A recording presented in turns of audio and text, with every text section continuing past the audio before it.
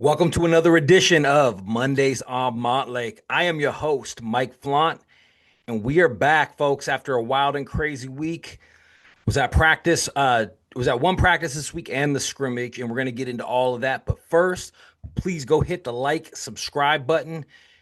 Do me a favor, share this, comment. If you're on Twitter, do me a favor, share this with your friends. Make sure everybody gets it. Help us get up in the algorithm. All right. So fall camp, as we know, is in full effect. We just got through week 2, and man, what a crazy week it was. All ending with the scrimmage on Saturday. I was at the scrimmage, and then I was also at the practice on Tuesday, I believe. And it was a hell of a week. I'm not going to lie. We saw lots of things. You're starting to see different people separating themselves in different battle. We're far enough right now into camp where it's not just looking for flashes. I'm looking for the trends. I want to see who's doing what and where's the consistency coming from. Guys like Quaid Carr and Jeron Jones and Ramzak Fruean are all playing a lot. And then all of a sudden, we're starting to see guys like Lawson coming out of nowhere, having a big spring game. And Damon Williams, I think, is the story. He looks like he's taken that next step. He knows where to go with the ball. He's not making dumb decisions, not running too quickly, but also not holding on to the ball too long. And these are kind of my biggest takeaways from this last week of football. Now, where we're going to start is we're going to start with the running backs because I believe that's the biggest battle that everybody is talking about. And right now, I had originally thought that coming into camp, we were going to see Jaden Lamar and Trey Cooley kind of get the first kind of reps at the job, but both guys have been kind of slowly coming back from injury. So the freshman and the redshirt freshman, Quaid Carr, has been taking all the snaps at the first team snaps as running back, and I have to admit, man, he looks great. Brian Bonner also looks great. Now, when I was at the scrimmage yesterday or day before, man, Carr continued to just impress. I mean, he looks like he's not the biggest dude, but he has the bell cow traits that you want out of a running back. Runs hard, seems to be doing really well in the pickups as far as blocking goes. I did see Lamar get a couple first team reps, and I like the way Lamar's built as a running back. He's stocky, built thick, especially in the butt and the legs and everything. And that's kind of something you want to see out of a running back. And you can see little flashes when he is getting his reps. I know he broke about a 20-yard run in the spring game or in the spring game in the scrimmage on Saturday. Um, Bonner's been flashing here and there too. Like you'll see that speed and the extra weight. You can see he's probably up at that like 205 marker. He definitely looks like he put on weight since the spring.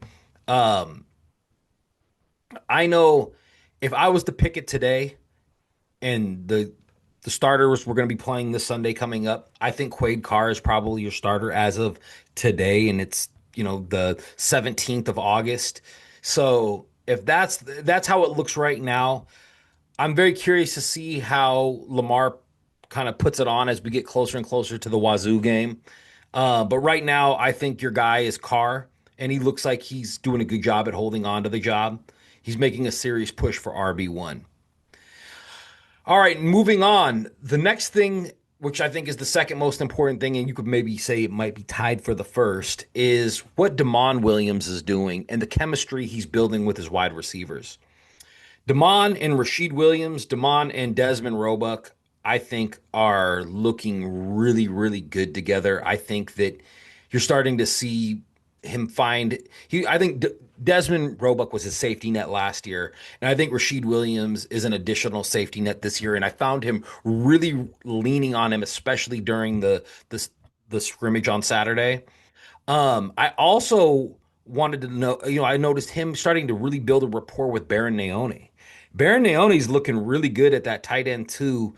And I don't know if it's going to happen. I wonder if you're going to start seeing him push Decker. Maybe you're just going to see a lot of two tight end sets. But I really like what I see out of Baron Naone and especially blocking. But he caught a touchdown pass and it was nice. So I think that you're seeing you're seeing the constant or that you're seeing the consistency really build between Demond and his receivers. You're seeing him move, check down, run when it's there, get the ball out quick, and I think that that's kind of what is he's not giving the defense a chance to really get to him. We know that Rashid and Roebuck are trusted, and I think you're going to see Rashid Williams end up being that number one wide receiver. He's starting to look like it more and more and more. I was a little surprised because we saw a lot less of Christian Moss, at least making plays. It was mostly Roebuck and Rashid Williams. So I wonder if it's going to stick like that as far as the first team goes.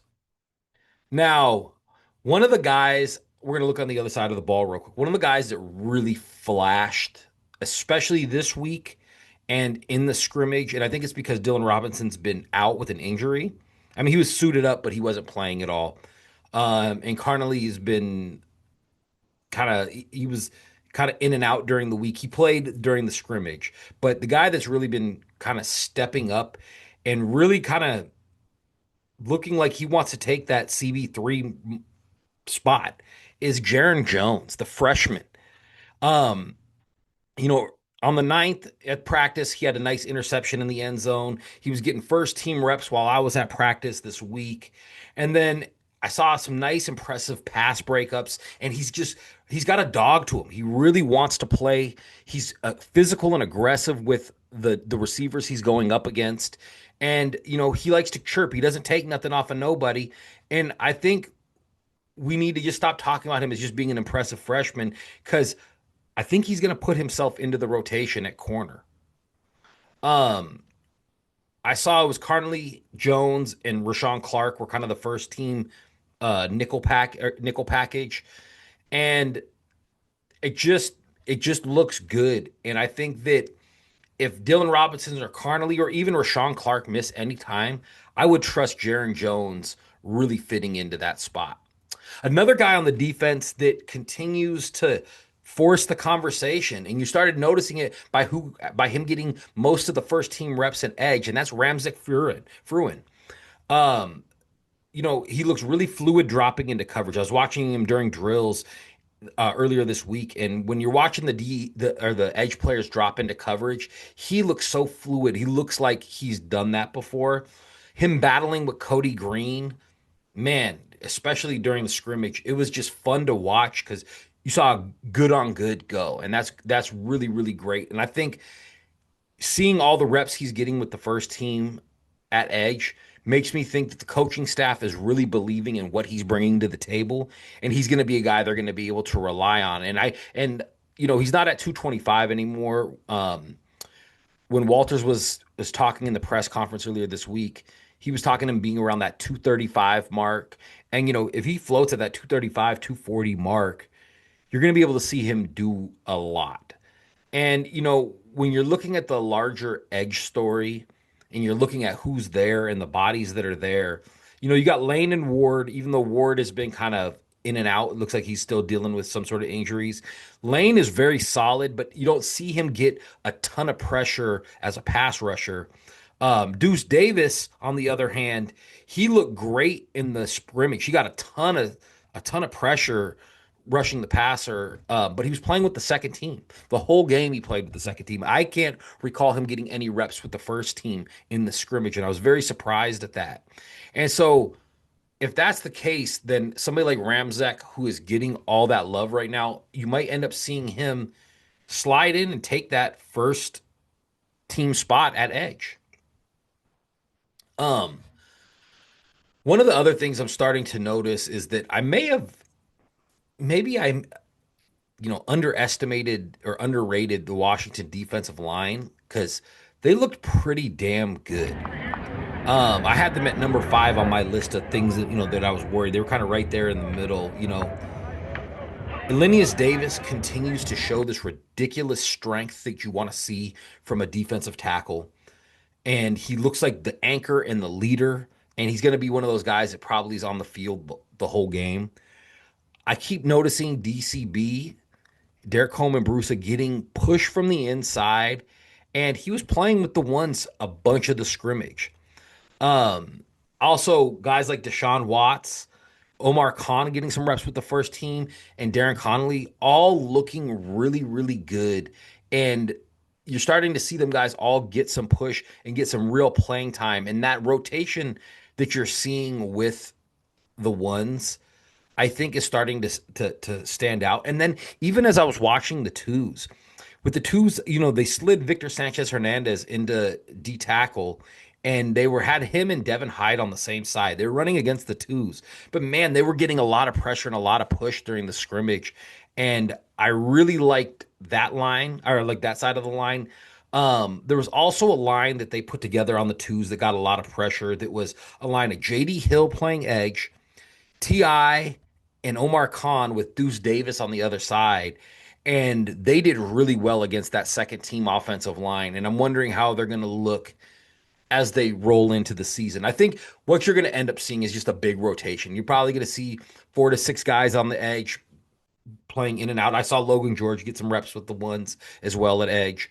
I saw JD Hill get some reps at ones with the edge at the edge. So I think you're going to see a nice rotation there, and I think you'll see the same thing on the interior. You're going to see guys like Alenius Davis and Deshaun Watts, Darren Conley, and then McClendon when he finally gets in there. He was at practice. He was suited up. He's still coming back from his injury, but there's a lot of bodies and a lot of talent there at the interior of the defensive line. And as we're watching them, especially in the scrimmage, you're starting to notice them actually be able to get push and then also stonewall the run. They looked pretty damn good.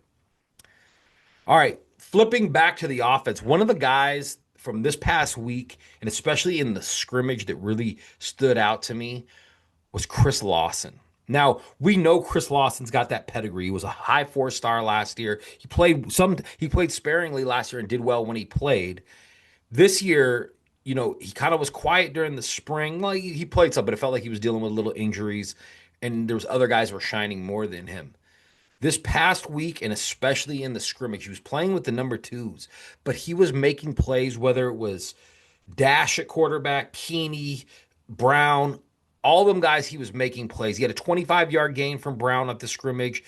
Uh, and I was just noticing him playing kind of that role that Rashid Williams was playing for Damon Williams, being kind of a safety net. And I wonder if that's going to start getting him more first team reps because he has everything that you want from a receiver. At that like 6'1" range, he's quick, he's fast, he runs great routes, he's got good hands, he fights for the ball.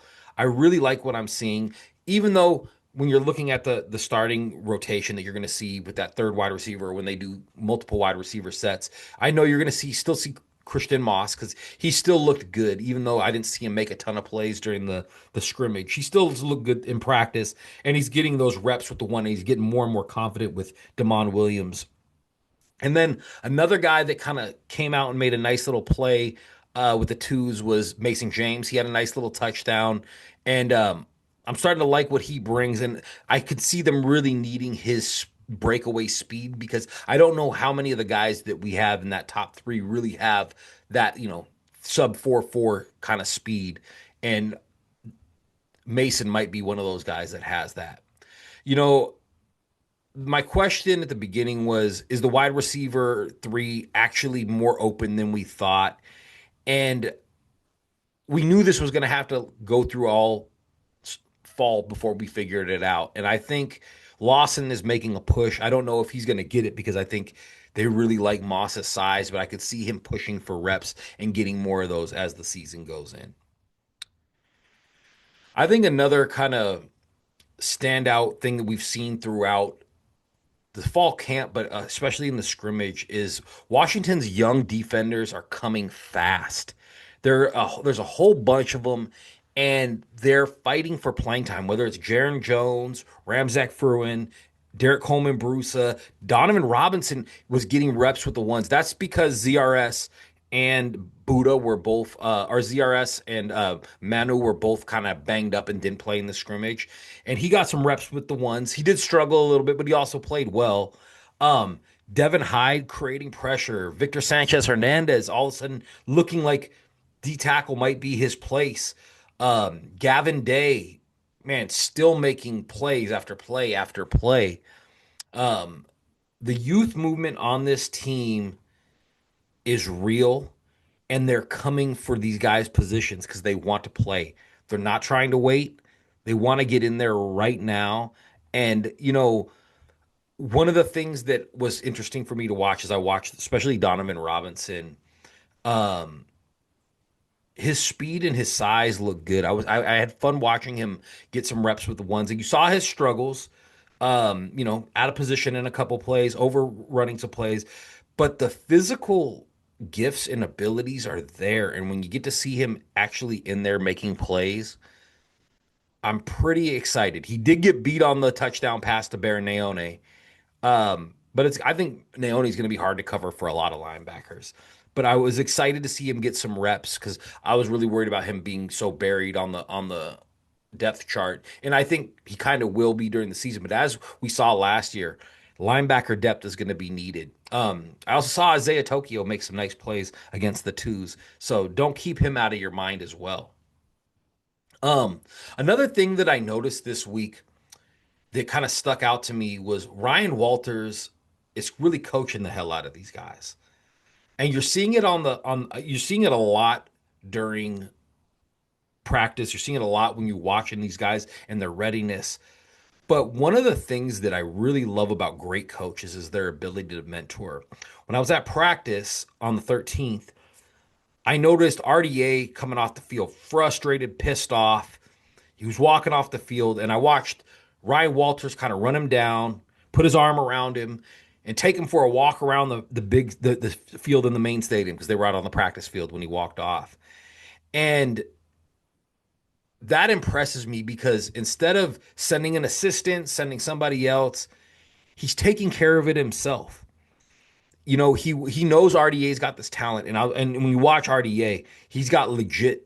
I mean, he has taken a next step from last year. He legit looks like he can cover man to man on anybody.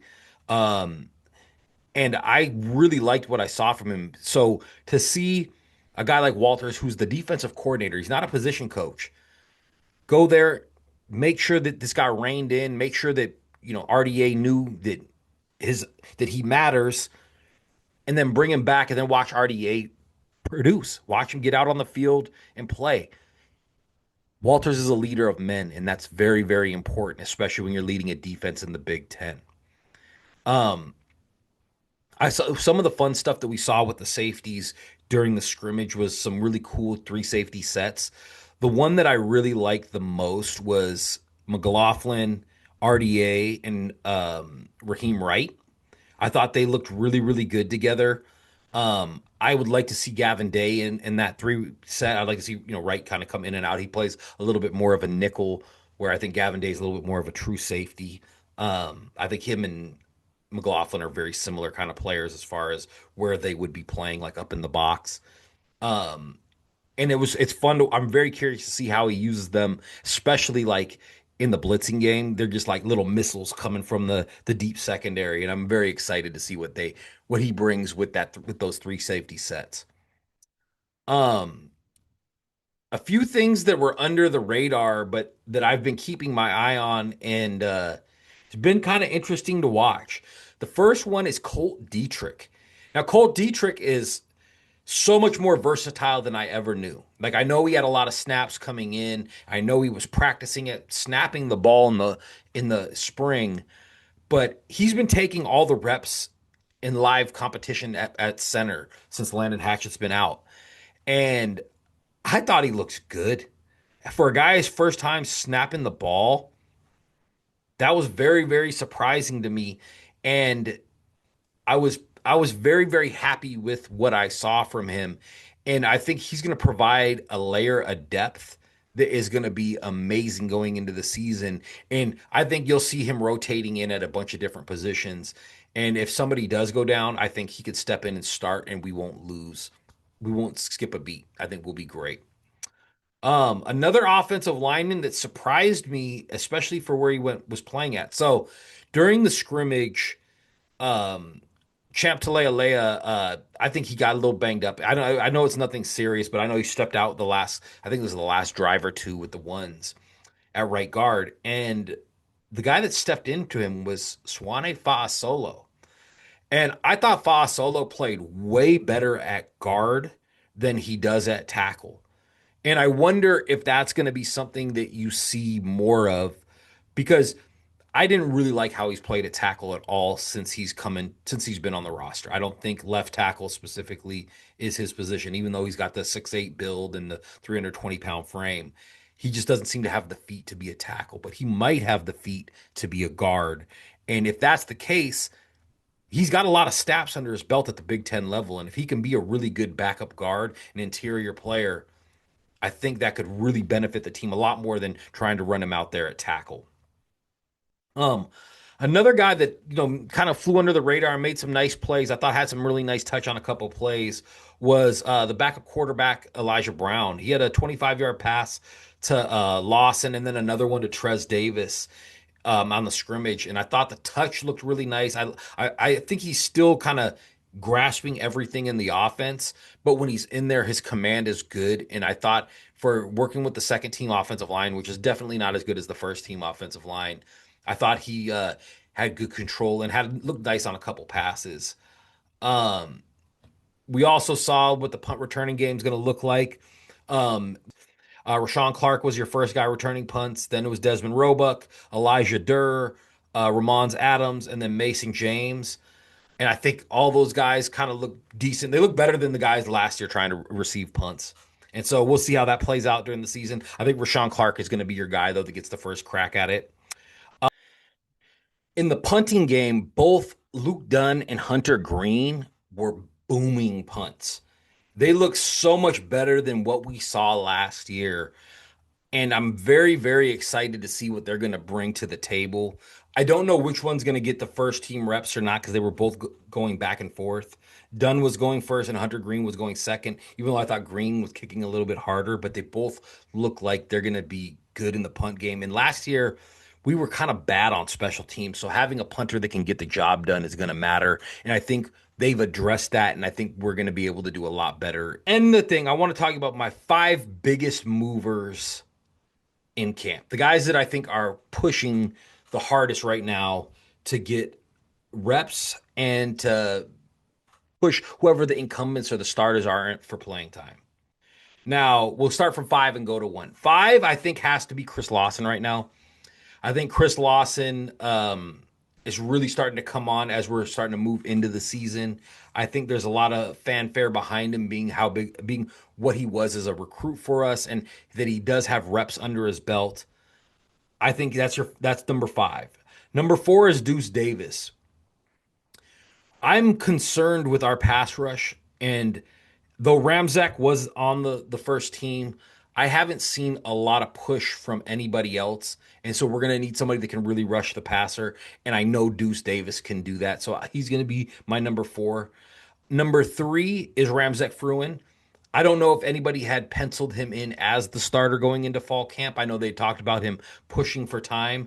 Right now, he seems to be getting all the first team reps. I don't know if that makes him the starter, but it definitely looks like that's where he's trending.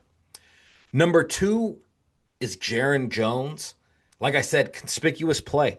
Every time I'm taking notes during practice, his name, number 24, keeps coming up, keeps making plays, and they're not going to be able to keep him off the field if he looks this good. I thought Elias Johnson was going to get those reps, but he did play with the ones. But Jeron Jones seems to be the guy that's kind of pushing for that cornerback three position. And so maybe he's going to be your cornerback three. The final guy that's my biggest riser or mover in camp is Quaid Carr. I think there was a really big question of a competition. 2 weeks in, it looks like Quaid Carr is the guy. I can't say that's going to end up that way. We still have a couple weeks of camp. But unless he truly fumbles it, I think Quaid Carr ends up being your starting tailback this year.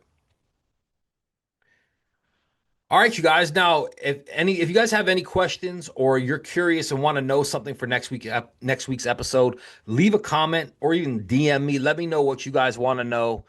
We're gonna keep following camp as long as they'll let us in practice. I know that's gonna end here pretty quick. and then we'll get into the season. And when we do get into the season, I got some exciting stuff to talk to you guys about because it's going to be a really big year this year for the dogs, but even for myself and for this show as well. So make sure you guys tune in next week. Same dog time, same dog channel. I'm Mike Flaunt, aka Montlake Miguel, and this is Mondays on Montlake. Go dogs.